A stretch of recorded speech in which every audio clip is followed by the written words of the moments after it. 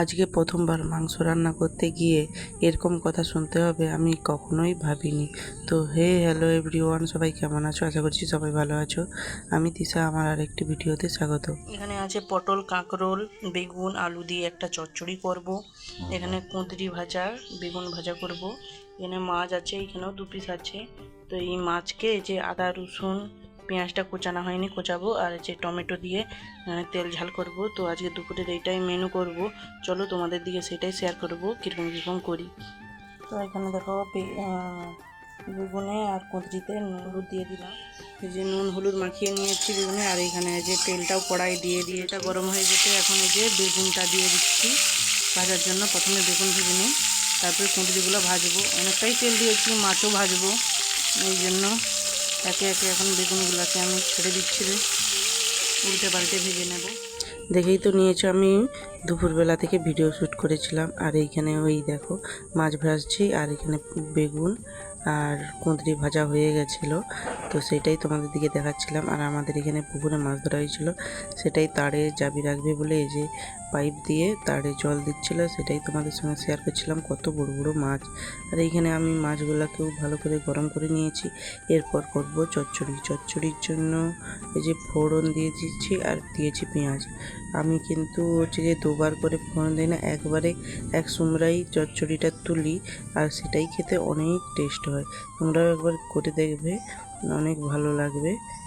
আমি কিভাবে চচ্চড়িটা করি সেটাই তোমাদের সঙ্গে শেয়ার করতেছি। কিভাবে মানে প্রথমে ওই পেঁয়াজ ফোড়ন দিয়ে নেড়ে এই যে চচ্চড়ি দিয়ে দিয়েছিলাম, আর তারপরে হচ্ছে যে নেড়ে চেড়ে এখন নুন হলুদ লঙ্কা গুঁড়ি সব দিয়ে ভালো করে কষিয়ে নিয়েছিলাম। তারপরে যে জল দিয়ে দিলাম, জল দেওয়ার পর একটু নেড়ে চেড়ে এই যে ঢাকা মেরে দেবো, যাতে তরকারিটা সিদ্ধ হয়ে যায়। আর আমি সবসময় ঢাকা মেরেই রান্না করি, যাতে টক করে সিদ্ধ হয়ে যায় আর রাতেও কোনো না সমস্যা হয়। তারপরে এখন ঢাকা দিয়ে দিয়েছি, তারপরে এই যে সিদ্ধ হয়ে গেছে। আর এখানে দেখো চচ্চড়িটাও আমার কমপ্লিট। এরপর করবো মাছের তেল ঝাল, এই জন্য পেঁয়াজটা দিয়ে দিয়েছিলাম, দিয়ে নাড়াচাড়া করে আদা রসুন হলুদ লঙ্কা গুঁড়ি সব কিছু দিয়ে ভালো করে কষে নিয়েছিলাম, আর সেটা ভিডিও করা হয়নি।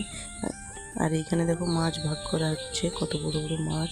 তারপরে আমি আর ভিডিও করা হয়নি, একবারে সন্ধ্যাবেলায় যে মাংস রান্না হবে সেটাই তোমাদের সঙ্গে শেয়ার করছি। মাংসটা ধুয়ে নিয়েছিলাম, আর এখানে আদা রসুন বেটে নিচ্ছিলাম। রসুনটা বাটার সময় আর ভিডিও করা হয়নি, কিন্তু আদাটা বেটেছিলাম, সেটাই তোমাদের সঙ্গে দেখাচ্ছিলাম।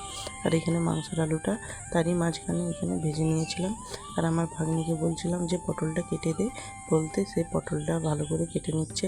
আর তার পটল কাটতেই যেন 4 মিনিট লেগে যাচ্ছে। তো যাই হোক, তারপরে এখানে মাংস আলুটাও ভাজা হয়ে গেছে। তারপরে আমি এখানে মশলাটাও করে নিয়েছি, পেঁয়াজ মানে মাংসই যা যা লাগে সেটাই করেছিলাম। আর ফার্স্ট টাইম মাংস করছি, তো একটু কেমন লাগছে। তো আমি প্রথমেই বলেছিলাম যে মাংস রাঁধতে এরকম কথা শুনতে হবে, ওইটা আসলে কিছুই না। এই যে মাংস রান্না করেছিলাম, তো সব মশলা কষিয়ে এই যে এখন মাংসগুলো ছেঁকে দিয়ে দিচ্ছিলাম, কেন নুন মাখিয়ে রেখেছিলাম, নুনটা মাংসের মধ্যে ঢুকবে বলে। আর এত মানে জল বেরিয়েছে, এই জন্য বলি হাত দিয়ে ছেঁকেই দেই, যাতে জলটা না যায়, আর জলটা অনেক উঠবে, এই ভেবেই আমি হাতে ছেঁকে দিচ্ছিলাম। তো তোমরা কীরকম রান্না করো অবশ্যই জানিও। তো এই দেখো আমার মাংস দেওয়া হয়ে গেছে, আর এখন আমি এটাকে ভালো করে নাড়াচাড়া করে সবের সঙ্গে মিক্সড করে নেব। আর মিক্সড করতে করতে দেখো কত সুন্দর কালারটা এসেছে, আর কষাটাও কত সুন্দর হয়েছে। তো কার কার জিভে জল লাগছে অবশ্যই জানিও। আমি এই ফার্স্ট টাইম করছি, কিন্তু এত সুন্দর হবে বলে কেউ জানে না, বা আমার বাড়ির লোক সবাই খেয়ে বলছে অনেক সুন্দর হয়েছে।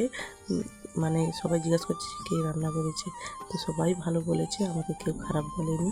তো আজকের ভিডিওটা কেমন লাগলো জানিও। আর এইখানে মাছ ছিল, সেই মাছগুলাই ভাজবো। তো তরকারিটা এত সুন্দর হয়েছে। তো আজকের ভিডিওটা কেমন লাগলো অবশ্যই জানিও, ভালো লাগলে একটা লাইক কমেন্ট দিয়ে দেবে।